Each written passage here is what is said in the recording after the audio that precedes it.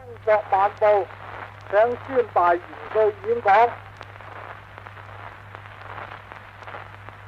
諸君，我哋大家係中國人，我哋知道中國2000年來喺世界上整富整強啲國家，知道唔知道呢？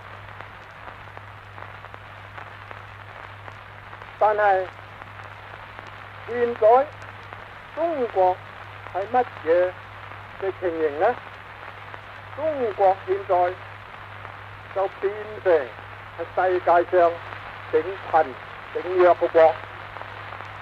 中國嘅人民出海外嘅就俾外國人欺負凌辱，看得唔像一個人樣。